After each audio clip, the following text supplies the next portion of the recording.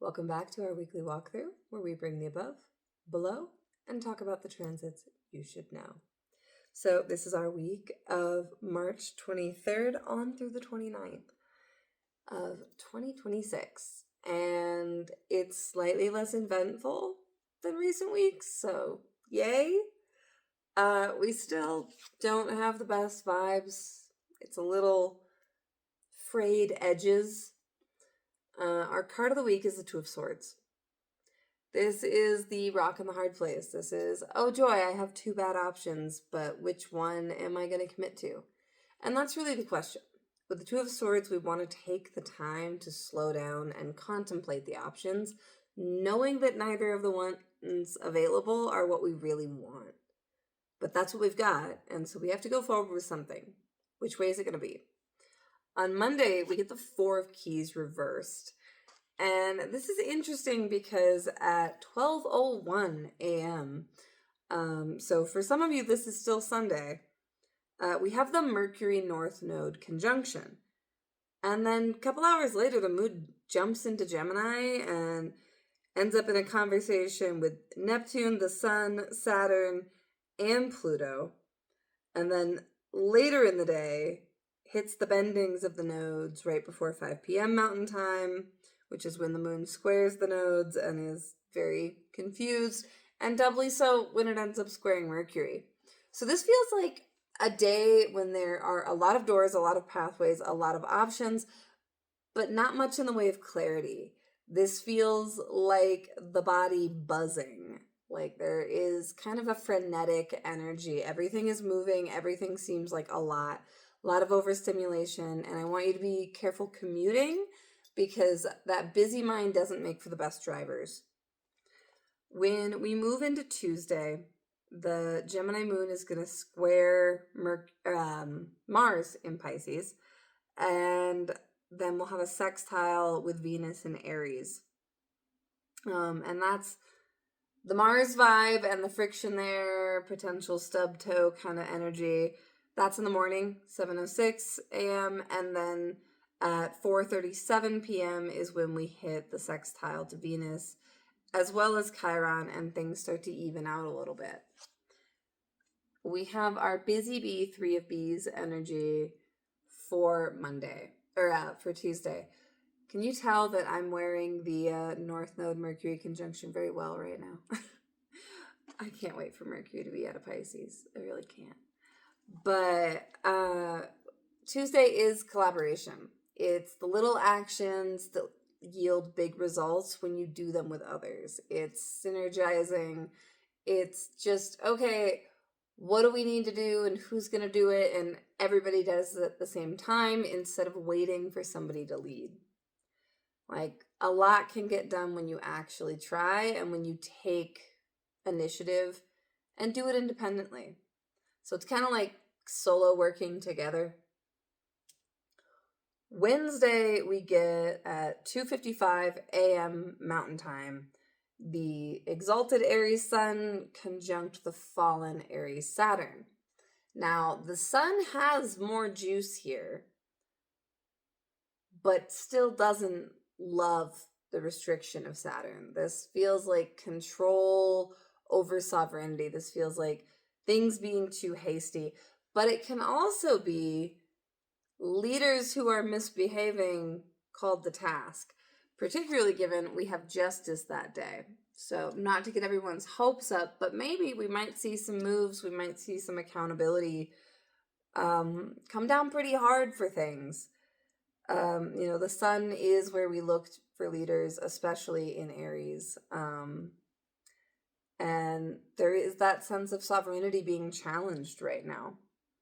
The moon will move into domicile in Cancer. This is also a half moon day, which is a little just to see, like, what are we weighing on these scales? Moon will square Neptune. Sun will sextile Pluto. Moon squares Saturn. And then, to give us our half moon, squares the sun.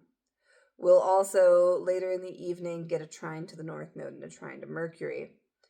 And honestly, I'm watching this, especially with the co-presence with Jupiter still.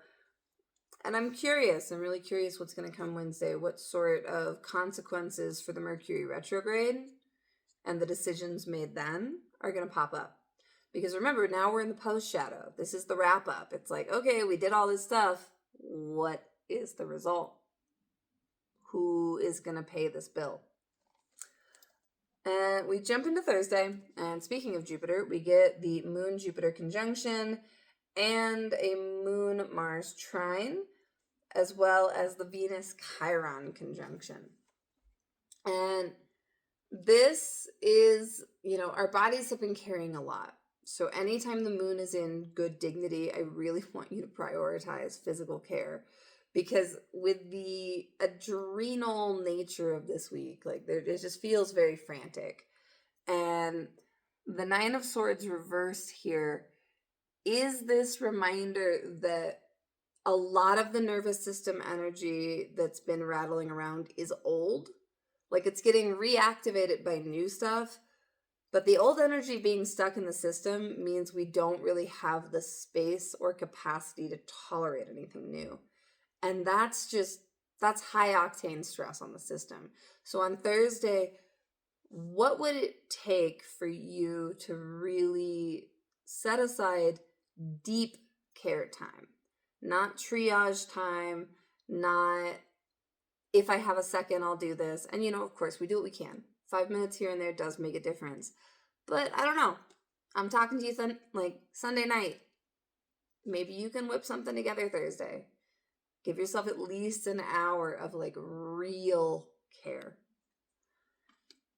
And with that, on Friday, we have a busier day with our Cancer moon squaring Aries, Chiron, and Venus, sextiling Uranus at the very end of Taurus, dropping into Leo, where we get Luna trining Neptune and Saturn, opposing Pluto, and then ending the evening by trining the Sun. And this feels like a more healthily energized day, where things are moving better, which I like because we get the Empress here. And this particular Empress is our pomegranate. And, these deep, hearty seeds inside pretty thick flesh, juicy, nutritious, underworld connotations, sure, but there is a nourishment available. There is a vitality, particularly because the Leo moon is ruled by that Aries sun. And it's, that's some extra oomph. That's some extra time for fun, for creativity, for passion, for play, for really trying to figure out, what does it mean to be in these new circumstances many of us find ourselves in unwillingly. What does it mean to keep showing up, to keep shining, and to fight for having your needs met and the needs of others met? We drop over into Saturday, and speaking of fighting, we don't have too much in the way of transits, but we do have the Saturn-Pluto sextile. And then we have some asteroid stuff, we get Vesta conjunct the North Node, Ceres square Pluto, and Mars conjunct Pallas, which I mentioned because the Burn the Idols, particularly with the Mars Pallas, feels relevant. It feels like there may be some pushbacks, some escalations in protests, and cranked up volume on Saturday. So I'm curious to see what comes of that. And Sunday, we end with the Leo moon trine Chiron, square Uranus, trine Venus, before moving into Virgo in the afternoon. And we have a familiar friend here. This is the Seeker of Wands. And with the Seeker of Wands, it is about following the threads. It's about following the omens, following the signs, to find your fire again, to find your passion and your creativity, and to recognize this is not one and done. This is a journey. We're picking up everything we need piece by piece. We're dropping the things we don't piece by piece.